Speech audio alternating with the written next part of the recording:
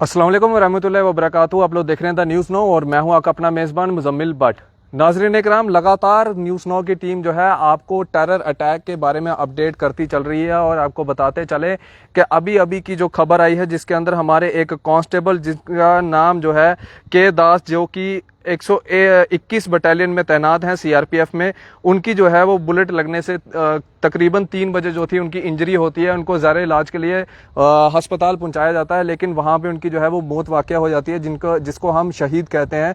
उन्होंने देश के लिए जो है वो अपनी शहादत दी है। और इसी के साथ साथ अगर हम बात करें तो बीते 72 घंटों के अंदर जो है 3 बड़े हमले जो है वो आतंकवादियों के द्वारा जो है वो किए गए हैं। और इसी के ऊपर बातचीत करने के लिए इस समय मेरे साथ भाजपा के सीनियर नेता मुबशर आज़ाद साहब मौजूद हैं। आप बखूबी जानते ही हैं मुबशर आज़ाद साहब, गुलाम नबी आज़ाद साहब के भतीजे। इनसे हम बातचीत करते हैं। आज़ाद साहब, आपके इलाके के अंदर भी जो है एक आतंकी हमला हुआ है, हीरानगर के अंदर इस समय एनकाउंटर जारी है।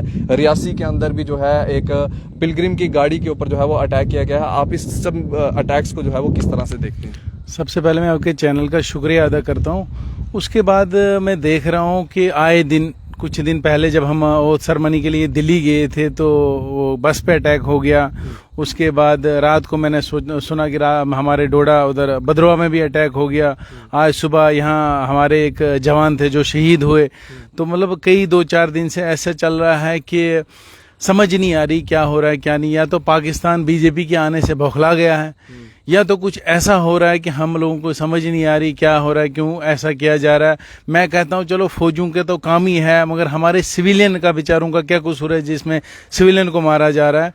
मुझे नहीं लगता कि सिविलियन का कोई कसूर है कि सिविलियन को मारा जा रहा है। बड़े अफसोस के बात है कि अगर उन लोगों ने कुछ भी करना हो तो सीना ताड़ के सामने आ जाए, हमारी फौज के सामने आ जाए। ये नहीं चोरी छुपे काम नहीं करें, अगर कुछ करना है तो सामने आ जाए, सामने आके कुछ करें।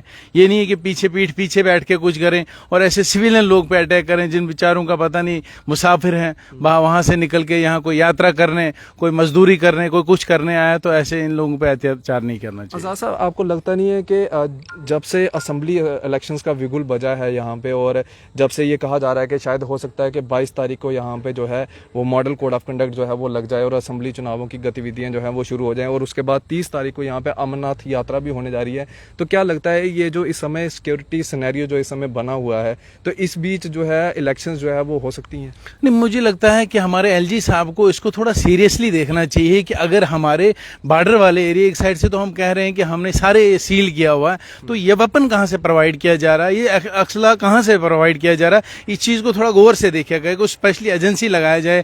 क्योंकि हम भी जब भी अपने डोडा के या किसी क्षेत्र में किसी एसएसपी से बात करते हैं तो एसएसपी का कहना होता है मिलिटेंसी खत्म होगी, तो फिर अगर खत्म होगी तो ये कहां से आए? थोड़ा एसएसपी भी इस चीज पे गौर दे दें। अगर वो लोग हमें कह रहे हैं कि भाई मिलिटेंसी नहीं रही, अगर हम कुछ भी उनको बोलते हैं कि हमारे मंदिर में या मस्जिद में या त्योहार वाले कहीं जगह पे भी नफरी प्रोवाइड की जाए, तो उन लोगों का कहना है कि नहीं जी अब मिलिटेंसी नहीं रही। अगर मिलिटेंसी नहीं रही तो ये लोग कौन करते हैं?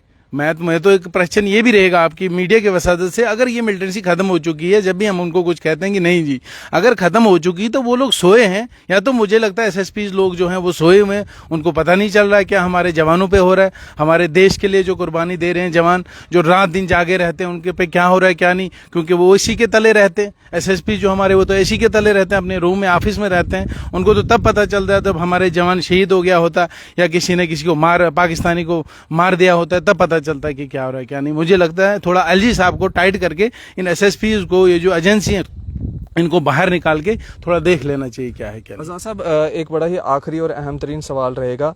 भाजपा जब से अब तीसरी बार मोदी सरकार ने जब से कसम उठाई है और प्राइम मिनिस्टर दोबारा तीसरी बार बने हैं, तो कहीं ना कहीं आपको लगता है कि ये बौखलाहट है पाकिस्तान की, और पाकिस्तान नहीं चाहता कि जम्मू कश्मीर के अंदर जो है वो डेमोक्रेटिक प्रोसेस जो है वो बहाल होना चाहिए? नहीं, खाली पाकिस्तान की भी कई लोगों ने बहुत सारी कोशिशें की कि बीजेपी को हम नाकामयाब करें। ऐसा नहीं कि बीजेपी यहाँ पे नाकामयाब होगी। जो मोदी जी की योजनाएं हैं, कुछ भी हैं, मैं तो जब भी जाता हूँ बार बार कहता हूँ कि हम अगर हम किसी किसी के फैन है वो है एक मोदी जी, ना कि कोई कहे कि हमारे फैन हैं और किसी के फैन, हम स्पेशली एक मोदी जी के फैन हैं। जो उसने योजनाएं, जो सारा सिस्टम लॉन्च किया, हम उनके फैन हैं, उनकी फैन है, मतलब उनके फैन हम हो गए। उसके बाद हम भाजपा में आए हैं, तो उनकी वजह से हम बीजेपी में आए हैं।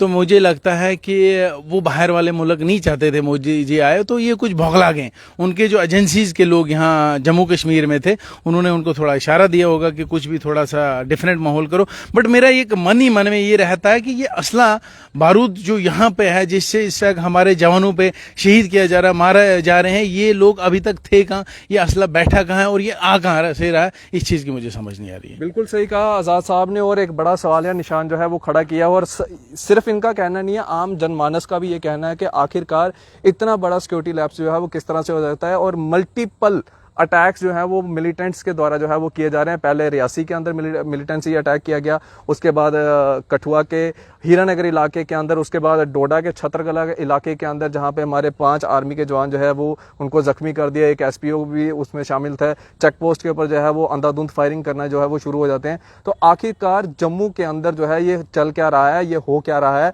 और जो कश्मीर की मिलिटेंसी थी अब क्या वो जम्मू के अंदर जो है वो अपने पैर जो है वो जमा चुकी है? कहाँ पे एजेंसीज जो है वो सोई हुई हैं? ये एक बड़ा सवालिया निशान जो है वो हर कोई जो है वो एजेंसीज के ऊपर जो है वो खड़ा कर रहा है। बाकी आप भी अपनी राय इस वीडियो के कमेंट सेक्शन में जरूर रखिएगा। लेकिन एक दुखद समाचार है कि एक जवान की जो है शहादत हो चुकी है, देश के लिए उसने अपनी शहादत दी है, और ये बड़ा ही दुखद समाचार जो है वो लेके आपके सामने हाजिर हुए थे।